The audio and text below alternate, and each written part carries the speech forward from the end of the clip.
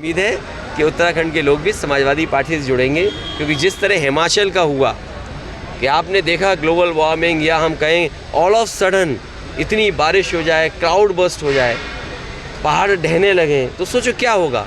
यहाँ सड़कें 4 लेन बननी थी, क्या हमने इन्वायरमेंटल क्लियरेंसेस या इन्वायरमेंट को देखते हुए सड़कें बनाई? या जो एक पावर प्लांट बन रहा था जिसमें ज़मीनें धंस रही थी, क्या एनवायरमेंटल एक्सपर्ट्स या जो एनजीओ चलाने वाले लोग थे समय समय पर उन्होंने प्रश्न लगाए उन प्रोजेक्टों पे, लेकिन क्या सरकार ने उस तरफ ध्यान दिया?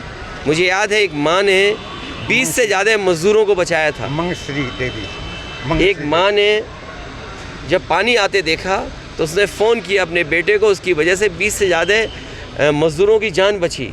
अगर किसी ने उस समय मदद की थी तो इकलौती समाजवादी पार्टी थी। उस माँ को 5 लाख रुपए दे करके हम लोगों ने सम्मान किया, तो इसलिए किया था कि उस माँ की वजह से 20 से ज़्यादा हमारे मज़दूरों की जान बची थी। अब अग्निवीर शहीद हो रहे हैं। उत्तराखंड में सबसे ज़्यादा फ़ौज के जवान हैं। क्या बीजेपी को याद नहीं कि बीजेपी ने जवानों के लिए क्या कहा था?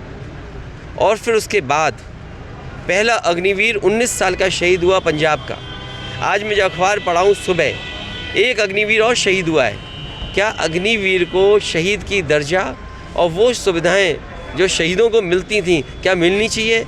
आज हम समाजवादी लोग कहते हैं उत्तर प्रदेश में जिस समय जीतेंगे, सरकार बदलेगी, जैसे पहले भर्ती होती थी फ़ौज की, जिस तरीके से वर्दी पहन करके नौजवान को सम्मान महसूस होता था, सीमा की रक्षा के लिए गरीब बेटा जाता है, उसको वही सम्मान देंगे। और हमें याद है कि नेताजी का ही वो फैसला था जिसमें फ़ौजी पूरे सम्मान के साथ अपने घर गांव पहुंचाया जाता है।